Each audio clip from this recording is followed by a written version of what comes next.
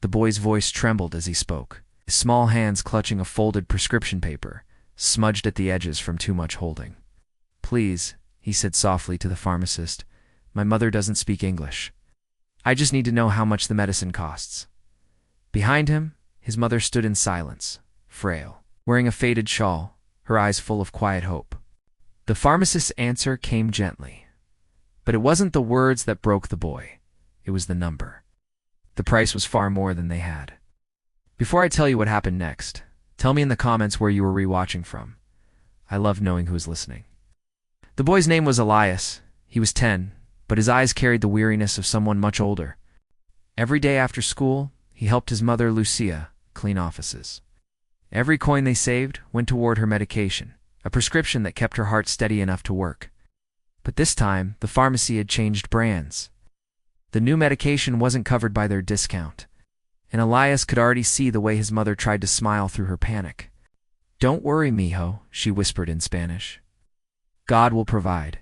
He nodded, but inside, his heart cracked a little more. At the counter next to them, a man in a tailored gray suit tapped his card impatiently. He was tall, confident, with an air that filled the room, one of those people who never had to think twice about a price tag. His name was Richard Langford, a millionaire investor who owned half the real estate in that small town. He noticed Elias's small voice, his awkward attempts at English, the paper trembling in his hands. He smirked. "You translating for your mom, kid?" Elias nodded. "Yes, sir. I help her with her medicine." Richard chuckled, not cruelly, but carelessly, the way someone laughs at something they'll never understand. "That's cute. A little translator, huh?" The words weren't meant to sting, but they did.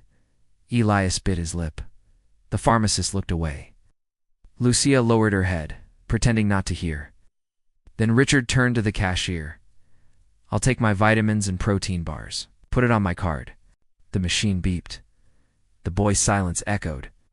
But just as Richard turned to leave, he froze.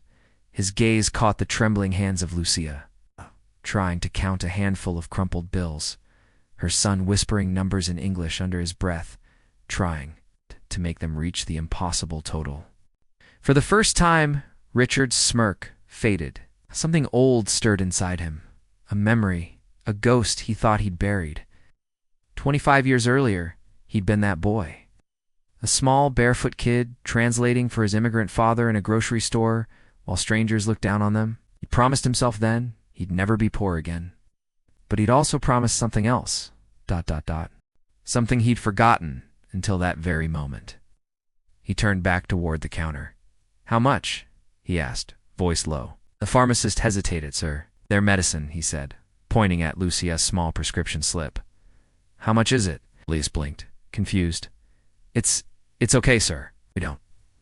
Richard held up a hand. "Let me handle it, kid." The pharmacist gave the number. Without another word, Richard handed over his black credit card.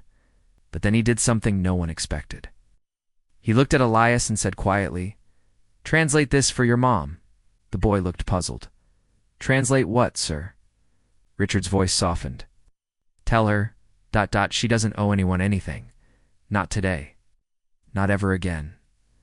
Elias turned to his mother, tears already streaming down his cheeks. He whispered in Spanish, haltingly at first, then louder, stronger, "Mama. El pago, todo dies." Cuno de Bimos nada. Lucia's hands flew to her mouth. Her body trembled as the reality sank in. She tried to refuse, but Richard shook his head. "Please, let me do this."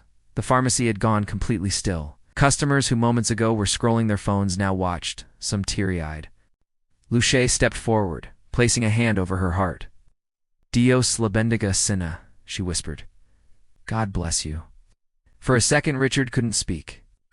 Then, almost to himself, he murmured, "He already did." He turned and walked out. No cameras, no applause, just a quiet act that changed the air in that little pharmacy forever. Later that night, Elias sat at their small kitchen table, the medicine bottle safe beside a bowl of rice and beans.